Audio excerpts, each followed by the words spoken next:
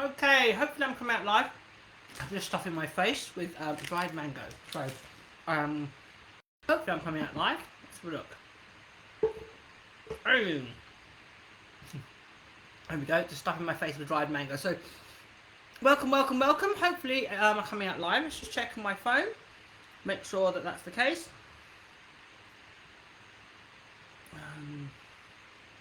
Look.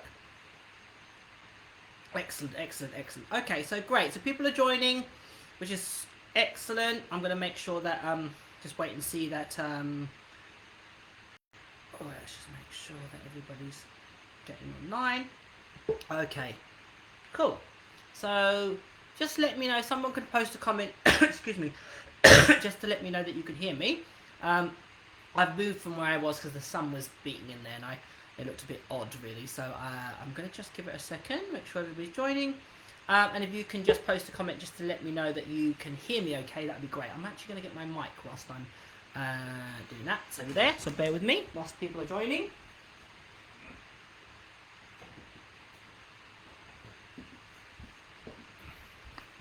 So hopefully you can hear me a little bit better.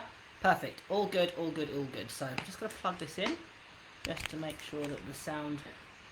Oops, there we go. Because I shifted things around, I didn't think to bring that with me, so let's just make sure that...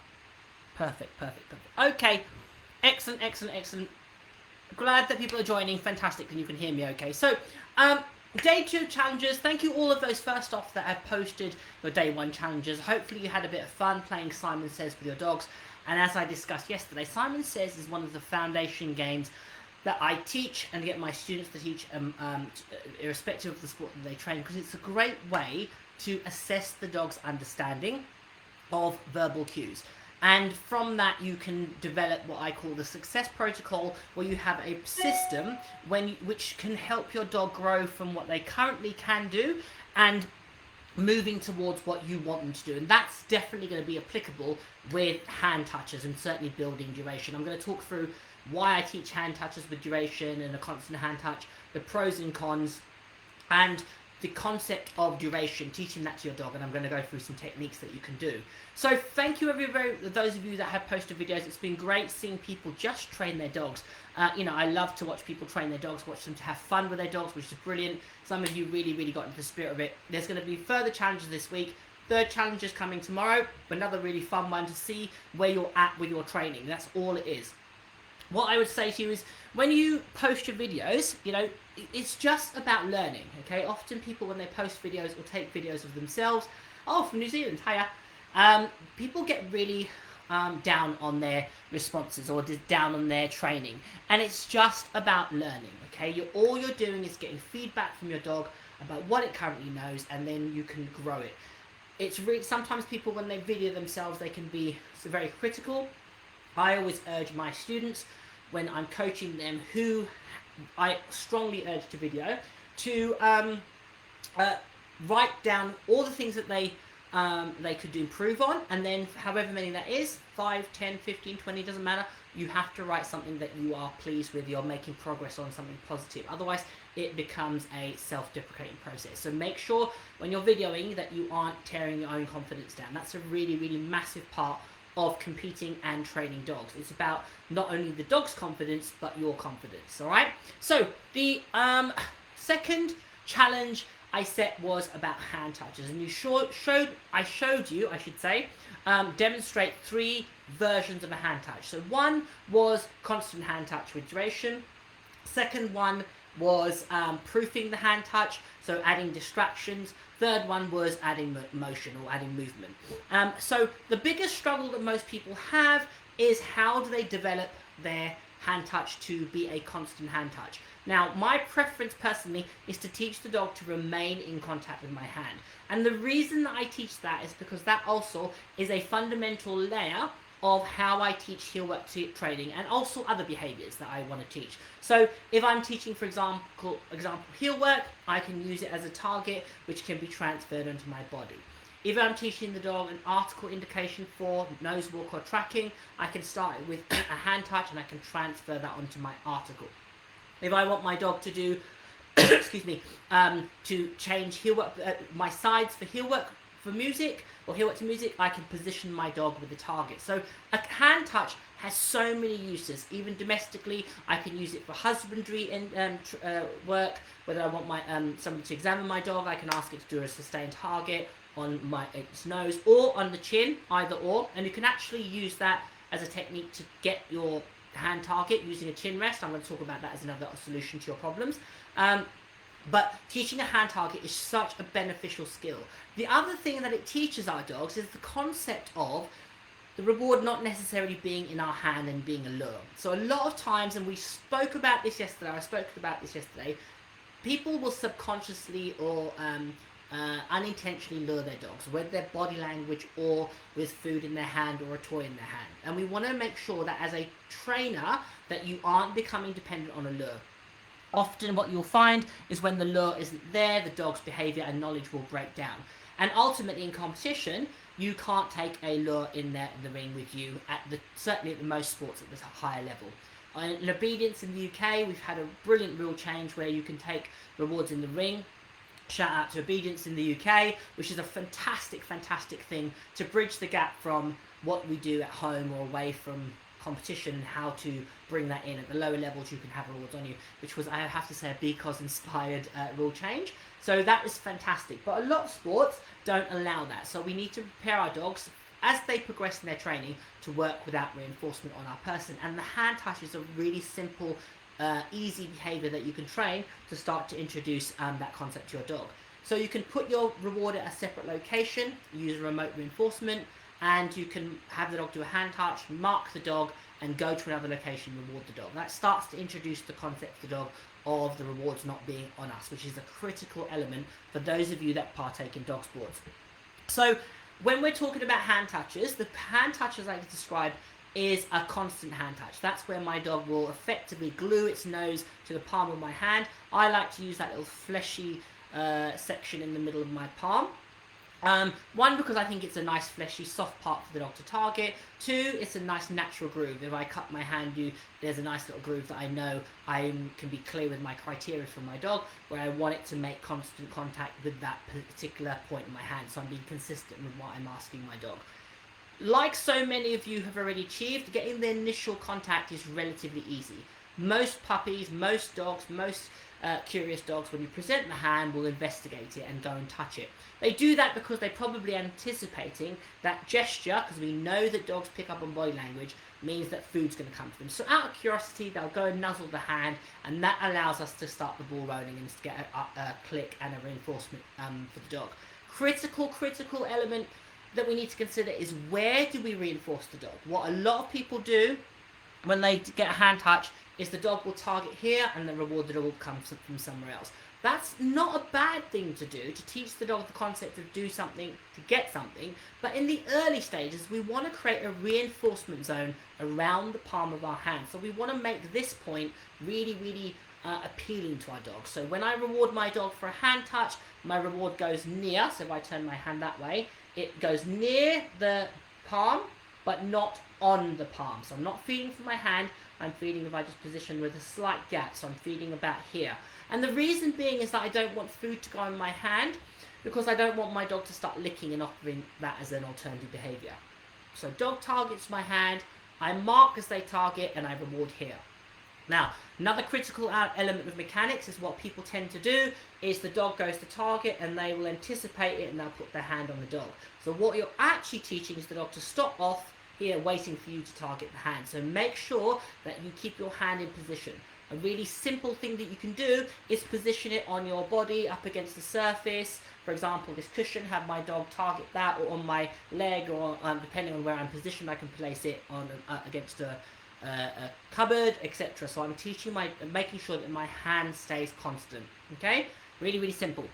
Now, there is a few dogs, and all the times that I've taught people on seminars across the world, every now and again you get a dog that has either no interest in targeting hand, or the association to the hand target has been poisoned in some way, shape or form, or the dog has an aversion to hands.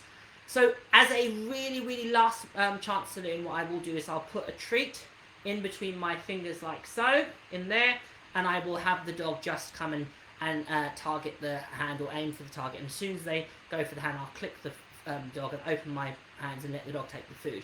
I will do that no more than three times before I'm looking to take that food out and try and get the dog's target, and then again revert back to positioning my food near the hand.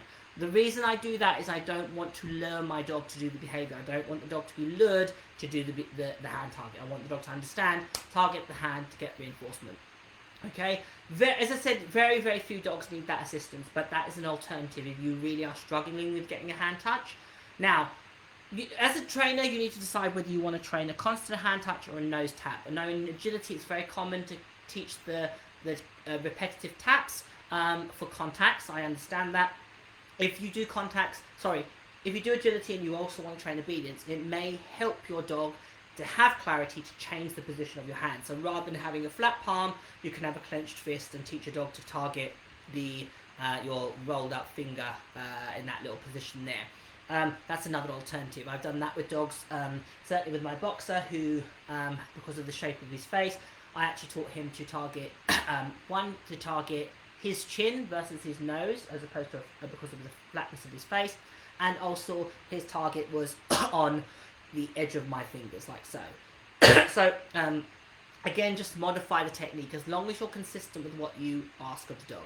Now, for me, I like quite a lot of pressure as the dog drives into the hand. So when I reward the dog, okay, in position, what I do is I back away so the dog has to drive into me. That's going to encourage the dog to push hard into me. Again, if you don't want that much pressure, think about where you reward the dog. Click the dog in one place and reward the dog away from the hand to weaken it if you've got a really strong dog. You see that with a lot of Malinois or working line shepherds that are really, really pushy. Or Labradors, they can be really pushy and intense on the food, and they might be a bit strong and you want to create a softer response. You can reward the dog away to create that response. But as a general rule of thumb, reward by the hand. Quick slurp of coffee. So hopefully that's given you some ideas. I'm going to just see if there's any questions at this point before I start to break down some of the questions from the previous session and add more to hand touches. Okay? So hand touches, first question here from Julie Roach was, help for small dogs so the handler's not bending over. So whilst with small dogs I will teach a hand touch, because it will teach the dog a lot of the skills that I need for competitive obedience or competitive dog sports, i.e. remote reinforcement, do something to get something, and so forth. I wouldn't actually use it for heel work position because obviously it's counterproductive, okay? What I would teach for the small dog for heel work position is the dog to finger stare, or to my fingers placed like so, if I just do it that way, and my dog to stare at the fingertips in anticipation of reinforcement coming to them, or that becomes a visual target and I can manipulate the dog where I want them. Okay, so hopefully that answers your question about small dogs. So lots of people struggle with duration and repeating the hand target or getting a duration hand target. So I'm going to talk through the various approaches as to how you can do that. So the most obvious way to teach a dog to to remain in position is to withhold the click and withhold the marker. And so the dog, out of a little bit of frustration, will tap the hand, pause, the dog will get no reinforcement, thinking that you've lost your sense of feeling, and it will offer another response, and you click the second response. Reward the dog exactly as you did previously, then you repeat that, and you then withhold the click and ask the dog to do more. So the dog taps now 3 times, gets a reinforcement. 4 times, gets a reinforcement. And what you want to be doing in the early stages of doing this is fluctuating your numbers. So 1, 4, I don't know how many that was, 3, 2, etc. Mix it up, okay? Once the dog starts to get to a higher number, okay, you want to withhold the reward and wait for the dog to give you duration. So, for example, the dog will go tap, tap, tap, and at some point they just linger around the hand longer. That's one option. The other option is to wait for the dog to... sorry, I'm jumping ahead of myself. What the dog will do is they will realise that it's counterproductive coming away from the hand. So I'm just on my train of thought. The dog will go tap, tap, tap, and it will realise there's no point keep coming off because their reward keeps on ending up in this location. And that's another way to shape the dog tapping the hand and remaining on the hand. Once the dog offers that push, then you would start to add duration. So 1 second, 2 seconds, 3 seconds, and 4 seconds.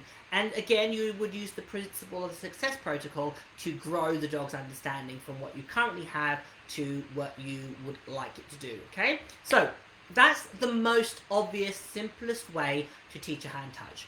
And it's one that is very successful for a lot of people.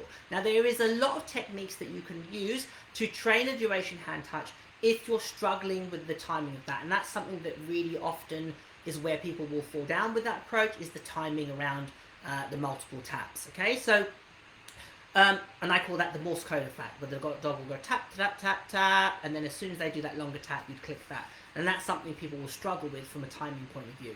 So the other option is to use a chin rest and then mold it to a hand touch. So the dog will rest its muzzle on your hand, like so. Okay, you can shape the chin rest by having the dog lay its nose on you and feeding it in position. That's a great way to build duration. Feed it, which comes on to one of my duration signals. I'm going to talk about that shortly. But you can use a chin rest and then modify it and turn your hands so the dog's now doing a hand touch. Okay, that's another option. Now, the struggle or the learning curve is teaching the dog or explaining to the dog to persist or remain doing a behavior until they've been told to do otherwise. And that is a concept that I can introduce on a hand touch and lots of other behaviors that will be universal across the board, okay? And that's where, and talking more in depth about duration markers and duration signals. So I have several different ways of telling my dog or explaining to my dog that what they're doing is correct and to keep doing it. And the most obvious one is I can use words, I can use verbal. So if my dog is on the hand and the dog offers me a little bit of duration, I can say, yeah, that it. If the dog comes off, I wait, dog goes back on. Yeah, that it, good, nice. And then I can click the dog for the dog holding position, okay? So that's what you would call a keep going signal. And that can be generic praise, that can be a unique phrase that you use. And again, you can condition that on different behaviors and different skills, but you're looking to have the dog understand that when you use that particular phrase or that particular term, it means the dog keep doing what you're doing. Now, I like using a keep going signal in various ways, but certainly when behaviors that I can't do an alternative way of communicating duration, or the dog is at a distance from me, I can verbally communicate to the dog, keep doing what you're doing it well, keep doing that behavior, and I will reinforce you, okay? So keep going signal, that's one option. Second option is machine gun feeding, and that's where I would rapidly feed the dog with my fingertips. So feed, feed, feed, pause, feed, feed, pause, feed, pause, feed, and then click the dog in the duration or the gap in between.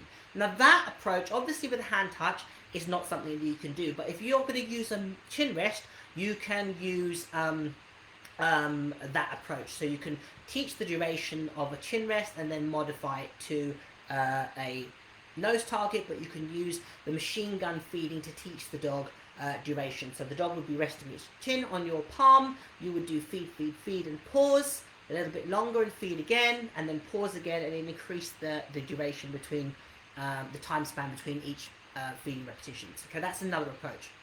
Now, the third approach that I use, and it's one that can be applicable to so many other skills, is what we call it marker training, which is what the training for trainers organization that I have with my good friend Di Martin is she calls the term traffic light hands, also known as reverse luring, or it's your choice, Susan Galaxy, it's your choice, where I can use a signal, an open palm, to signal to my dog, persist doing the behavior that you're doing.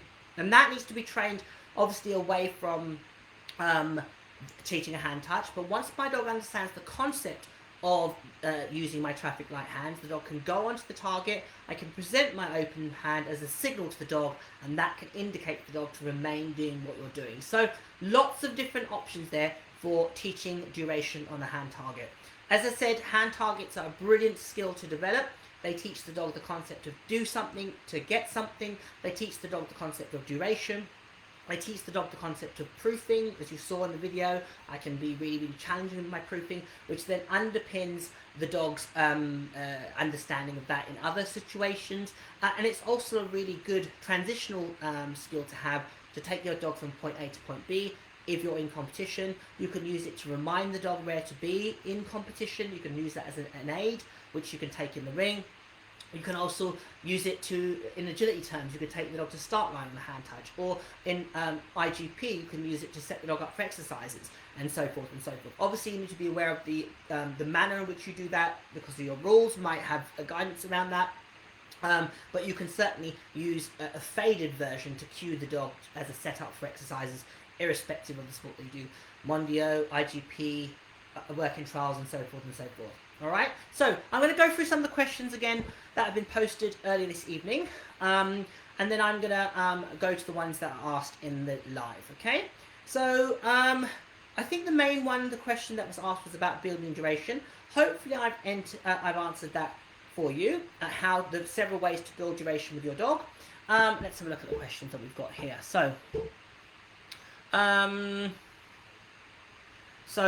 I think I've answered that one, Janine, about hand touches versus to teach a chin rest. Okay, so Lauren asked, tips for dogs who are struggling through learning a press because of the history with a tap. So I would probably, with that type of dog, use a chin rest, or change the picture of the hand. So use a clenched fist and change the picture. So have your flat palm to mean tap, tap, tap, and have your clenched fist to mean duration, hand target. Because it could be that the previous cue, the dog has learned, i.e. flat palm has been so strongly conditioned, the dog is struggling. So that might be an option for you. Bethin, do you just stand and wait for a touch? Pup isn't offering touch, so I just held hand there till she eventually moved. How long would you wait for the dog to do a touch before helping her? So, depends. What I would say is I wouldn't help my dog in that instance, because it really is about how I present the hand. Simple thing that you can do is pretend to eat something in your hand, and then present the hand and look at the hand. Present it relatively close to the dog, so the dog's here. Hopefully my dog's head's about here-ish. I pretend like I'm eating something and I present my hand there, so the dog's likely to tap the hand. It really is about mechanics, and it's about observing the dog's behaviour. Classic thing that people do when they present the hand touch, their dog isn't focused on them, so the dog, they present the hand touch, the dog's looking away, doesn't see the hand, the dog doesn't respond. That's one option. Two is being aware of where you reward by the hand but not on the hand, so you don't get licking as a byproduct. And three is focusing on the hand and be patient enough to wait. Make sure whenever you train initially, train in an environment that is low in distractions. And my favourite place to train my dogs, to start them off, is the bathroom, because there isn't probably a lot going on in there.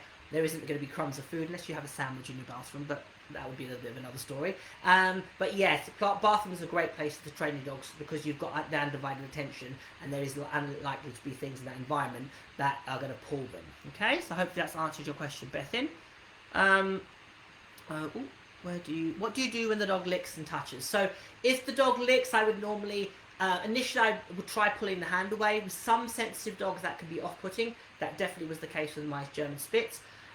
He took that as a punisher if I pulled the hand away, as you know, although I didn't use any verbal or physical punishment, he definitely saw that as, oh, you don't want me to target the hand. So I simply used a glove, just a normal glove, woolen glove, and that decreased his wanting to lick the glove, because it was a rough surface, and then he offered a nose target, and I was able to click that. So hopefully that gives you some ideas.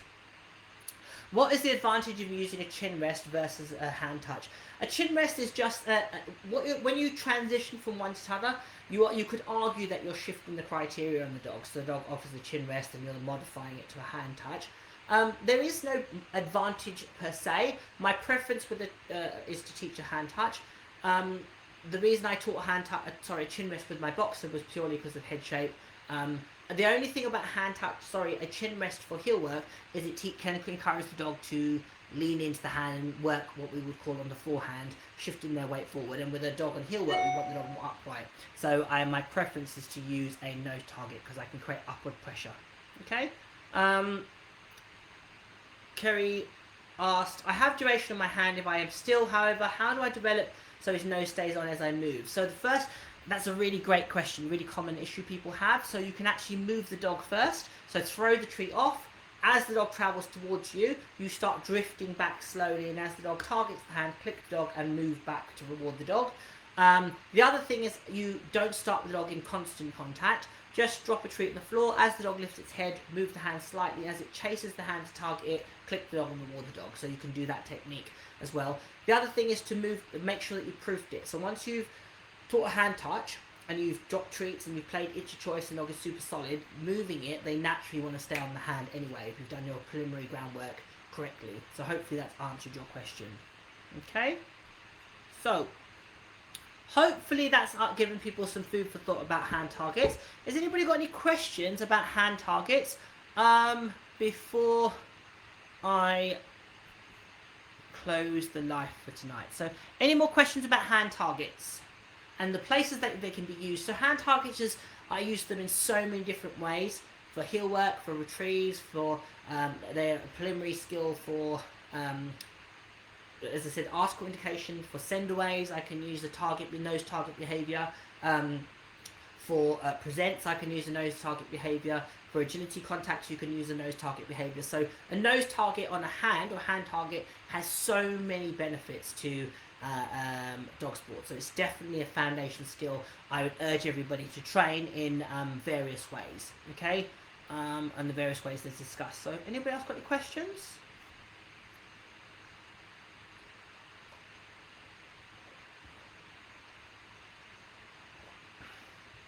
Okay, so whilst people are mulling over if they have any final questions, all this week I'm running my 7-day dog sport challenges for people to have a go at. So yesterday, oh, have I missed the challenge? So Sabina asked. So yesterday it was Simon Says, the game that tested the dog's understanding of verbal cues with changing your body language and giving the dog a sit position, changing your body language and doing different position changes, and then adding motion.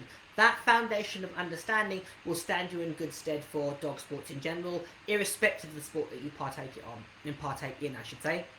So have a look at my Facebook wall. You'll see the reel which showed the video of me demonstrating that those games. Today it was hand touches. Duration hand touch, where the dog can do that and be proofed. So first off, can the dog sustain it for a period of time? Secondly, can the dog maintain the hand touch whilst you're creating distractions?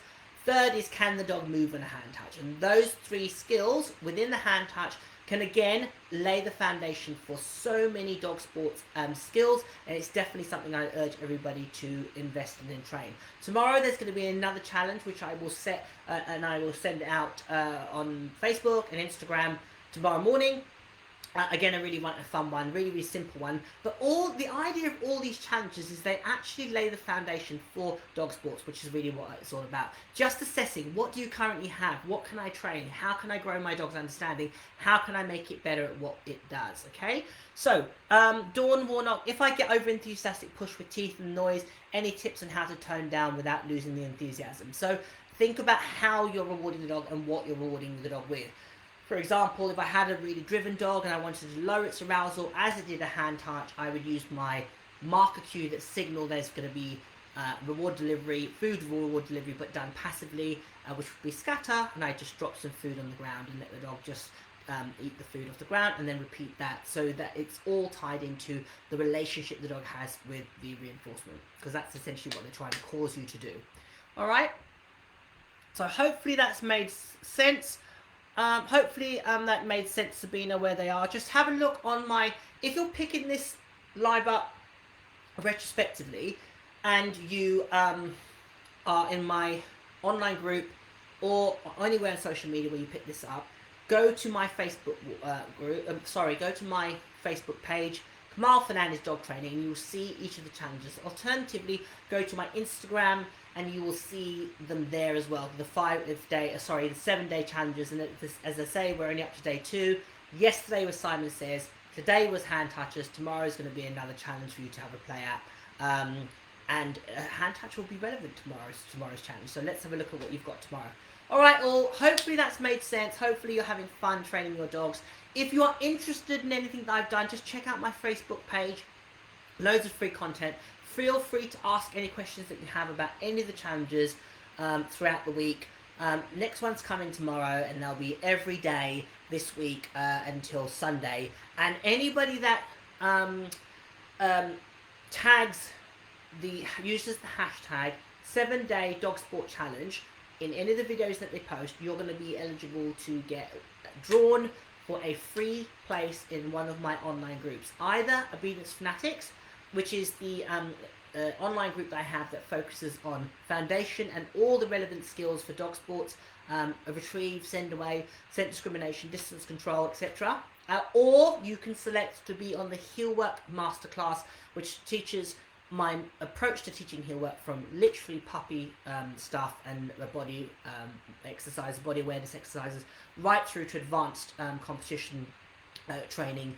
That's all covered in that course. And be part of my VIP Obedience Fanatics group, where you can post videos for feedback and continue your coaching with me. You will win a free place on that group and access to one of those courses. So really worth doing, having fun with your dog.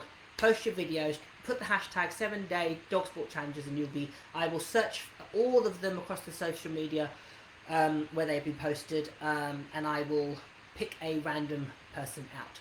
Rachel, just final question. My dogs are taught to multiple touches, which I transfer to target for agility contact. For duration, should I transfer to chin rest or different hand position? Either or, Rachel. You can do either a chin rest or change the hand position, or you can use something like a wooden spoon or a spatula to teach your duration hand target, duration nose target on that, and then use it in the context of obedience. But it's a great skill to teach anyway. So have fun with it. Enjoy your dogs. Hopefully everybody's enjoying it. It's great to see your videos and seeing how much fun you're having with your dogs, which is what it should always be about. Alright guys, whatever you're doing, have a good evening. I'm going to love you and leave you. Feel free to ask any questions retrospectively. I will pick them up. And it's been a good 2 days. Let's see what happens tomorrow. See you all later.